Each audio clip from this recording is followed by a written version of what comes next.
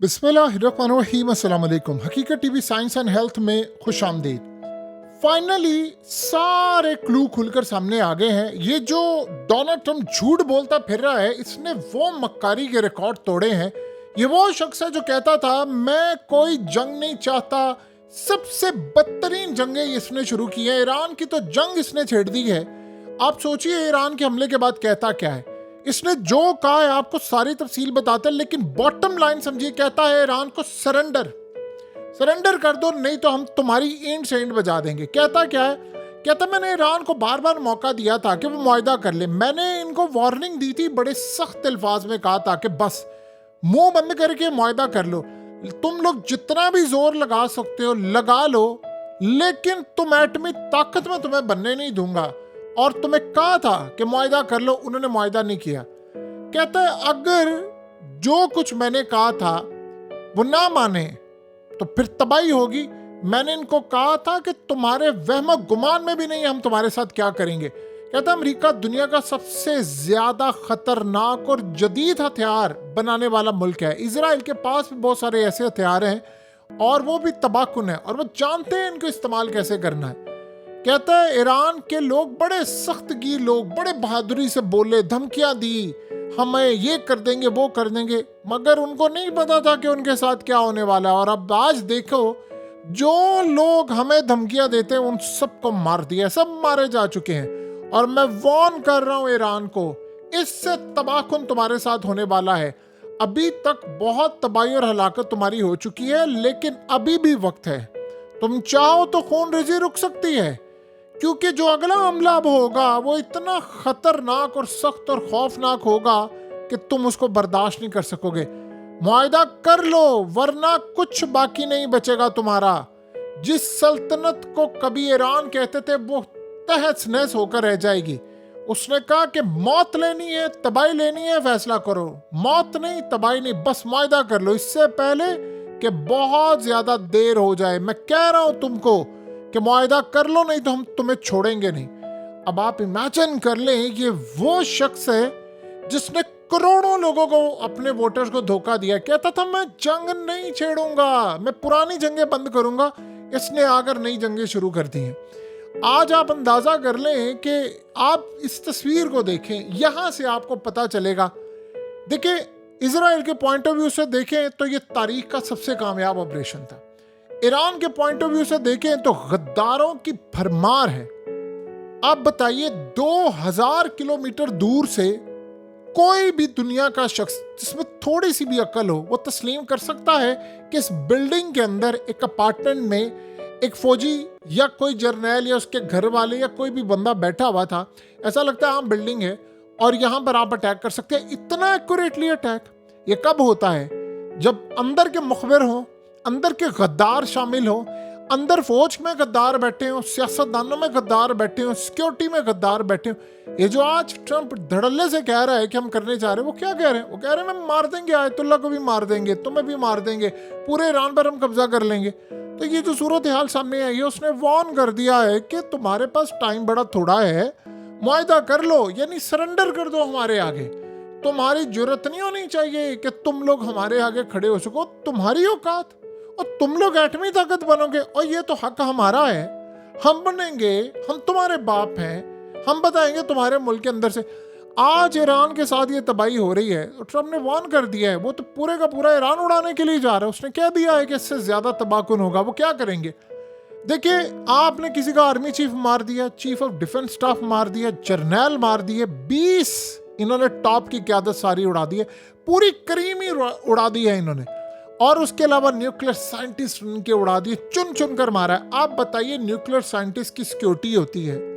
आप सोचें जरा, अंदर से हमले हुए हैं। पहले इजराइल के एजेंट अंदर तक गए हैं, उन्होंने अंदर पर जाकर ड्रोन्स मारे हैं, इनका डिफेंस सिस्टम डिसेबल किया है, अंदर से पहले किया और बाहर से फिर आए हैं। और फिर आप बाहर को तो देख लेना कि जो बैठे हुए थे, जिन्होंने एयर स्पेस दी और सारा कुछ दिया, उनकी मदद के बगैर तो ये काम हो ही नहीं सकता था। 2000 किलोमीटर तक आप बगैर रिफ्यूलिंग के थोड़ी जा सकते हैं। सो लिहाजा आज एक बात आप अच्छी तरह समझ लें कि ये मामला बड़े क्लियर हैं, और आज डोनाल्ड ट्रंप ने बता दिया। ये पहले छुपे हुए थे।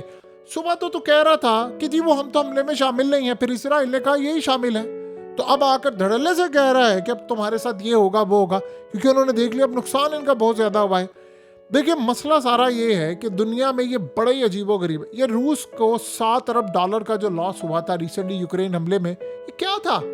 ये असल में इन सब ने मिलकर पहले प्रैक्टिस की थी कि भाई ये सारा काम होगा, ये इजराइल में ये काम होगा, और फिर उसके बाद हम यानी उसको किस तरह करना है, पहले हम जरा उसका ट्रेलर तो देखें। इन्होंने कामयाब तरीके से किया। आप सोचें कि रूस में भी गद्दार खरीदे और यहाँ पर भी उन्होंने गद्दार खरीदे, ड्रोन अंदर भेजे, डिफेंस सिस्टम डिसेबल करने वाला बंदे भेजे, अपने जासूस अंदर बैठे हैं। और आपको ये भी नहीं पता कि ये जो मनाजिर है, इन्होंने कहा ना कि इजराइली अंदर है, ये इजराइली नहीं ईरानी हो, बैठकर वो काम कर रहे हो। अब इस वक्त ईरान में लोग सड़कों पर निकले हुए हैं कि भाई अटैक करो इन पर, मारो इनको, जवाब दो इनको, तबाह करो इनको। तो ये जो सूरत हाल इस वक्त पैदा हुई है बड़ी खतरनाक है, बड़ी तबाहकुन है।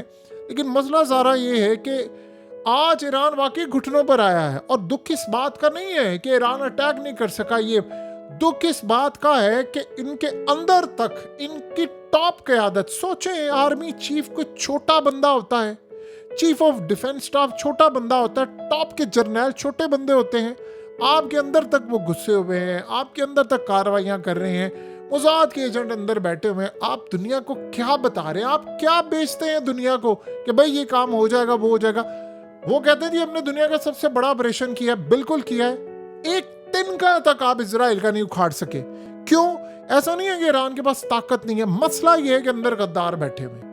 तो जब तक गद्दार बैठे रहेंगे तब तक तो ये काम होते रहेंगे। बहरहाल इस सारी सूरत हाल में एक बात तय हो गई है कि बहुत ही ज्यादा दर्दनाक वाकया है। यानी इतना दर्दनाक वाकया है कि अब वो देख ले, धड़ल्ले से उसने कह दिया है कि हम कहीं पर भी किसी भी वक्त आपको उड़ा देंगे। आपको पता है कि इंडिया ने इस हमले से क्या सीखा है? इंडिया ये सीख रहा है कि पाकिस्तान को भी हमें इसी तरह जवाब देना, हमें अंदर तक घुसकर ये कार्रवाई करनी है। अब ये दुनिया में नया ट्रेंड चल चुका है, सारी दुनिया यही सोच रही है कि हमें ये काम करना है। पहले उन्होंने रूस में काम ये किया, और आप ये सोचें कि ईरान में जो हमला हुआ है, आपको पता है कि कितनी देर तक ईरान में जो हमला हुआ है वो ये लोग बैठे हुए थे, आप उसका अंदाजा नहीं लगा सकते।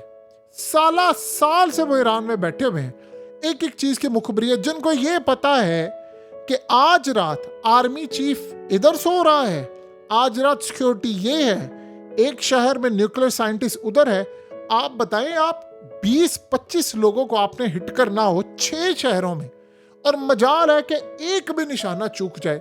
सोचें जिन्होंने सिक्योरिटी देनी है वही मोसाद के एजेंट है। सोचें जिन्होंने गाड़ी चलाकर ड्राइव करके ले जाना है उनको मिलिट्री हेडक्वार्टर या किसी जगह, वही मोसाद के एजेंट है। कुछ छोटी बात, आप बिल्डिंग को निशाना बनाते हैं, मजाल है कि चूक जाए जरा सा भी निशाना। क्यों? अंदर से हमला हुआ है पूरा एक्यूरेटली, सबको पता था आज यहाँ पर ये मौजूद है, कल मौजूद है, परसों मौजूद है, और यहाँ पर ये आते हैं। एक एक लम्हे का पता था, कैसे पता चल सकता है? सो सारी सूरत हाल में आप चाहे, यानी वही हमारे साथ क्या हुआ, टीपू सुल्तान वाले वाकयात, हमारे अपने अंदर मीर जाफर, मीर सादिक और इस तरह के लोग, जब तक आप मुसलमानों के अंदर तक गद्दार घुसे रहेंगे, आप इसी तरह रौंदते हुए जाएंगे, तबाही आपकी होती रहेगी। और यही वो वजह है।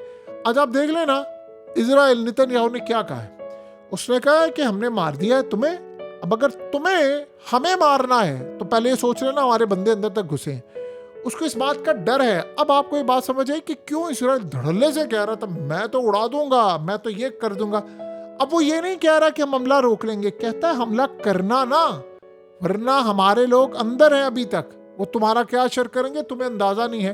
देखिए एक बंदा रह गया, सिर्फ बिल्कुल क्लियर बात करते हैं, आयतुल्लाह अली खामनेई।